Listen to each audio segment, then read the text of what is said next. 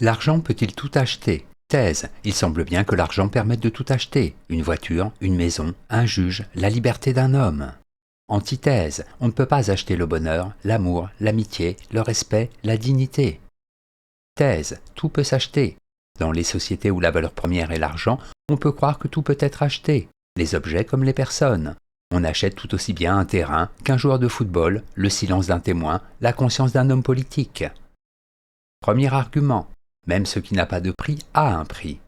L'homme qui a de l'argent peut tout faire, s'offrir tout ce qu'il désire, non seulement les biens matériels, mais aussi ce qui normalement n'a pas de prix, la santé, la réputation, la liberté, l'intégrité morale. L'argent permet de m'acheter la beauté, chirurgie esthétique, un enfant, on loue le ventre des mères porteuses, un organe, une réputation. En principe donc, tout s'achète, une bonne éducation, le talent d'un artiste, la vertu d'un juge et même les péchés. Avant la Réforme, les catholiques, en versant une somme d'argent à l'Église, pouvaient racheter leurs fautes. Cela s'appelait une indulgence. Deuxième argument. Si l'on peut acheter un homme, comme l'on achète un bien matériel, c'est que l'homme est faible et corruptible.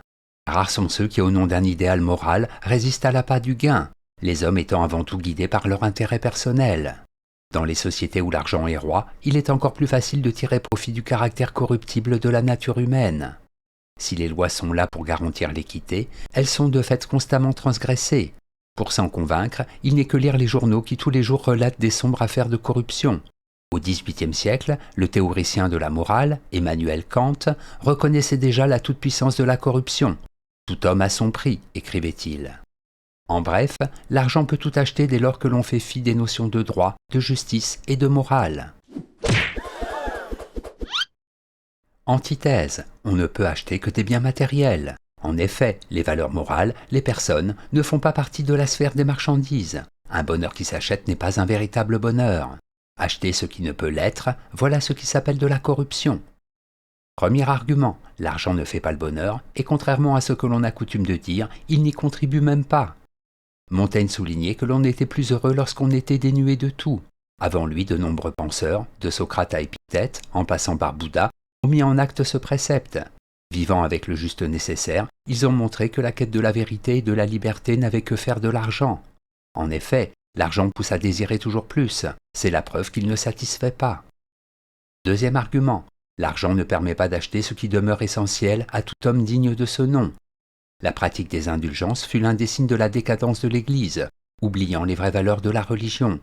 Molière, dans Le bourgeois gentilhomme, fait le portrait d'un homme qui, en achetant une éducation, des bonnes manières, n'en est que plus ridicule.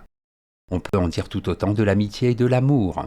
On peut acheter des amitiés, des complicités, des relations galantes, mais que l'argent vienne à manquer et l'on mesure la solidité de ces affections-là. Autant dire que l'authenticité des valeurs humaines n'a pas de prix, qu'elle ne peut s'acheter. En bref, dire que l'argent permet de tout acheter, c'est réduire l'homme à n'être qu'un objet, un moyen au service d'une fin qui ne lui appartient pas. Synthèse. L'argent ne peut tout acheter que si l'on adopte un point de vue purement matérialiste. Y souscrire cependant, c'est avoir une vision très cynique de l'homme. C'est nier l'existence de valeurs morales et spirituelles qui échappent à la logique de l'intérêt. L'argent permet d'avoir beaucoup de choses, mais il ne permet pas d'être. Cette opposition est peut-être ce qui permet de marquer le mieux la limite du pouvoir de l'argent.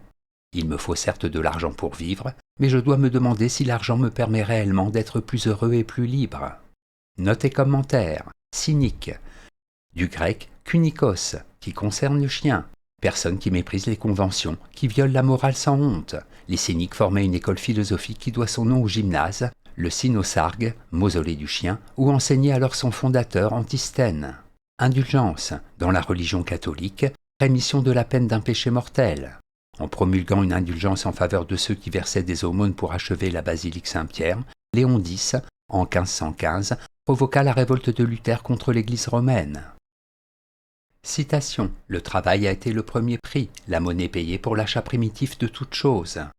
Ce n'est point avec de l'or et de l'argent, c'est avec du travail que toutes les richesses du monde ont été achetées originairement. Adam Smith.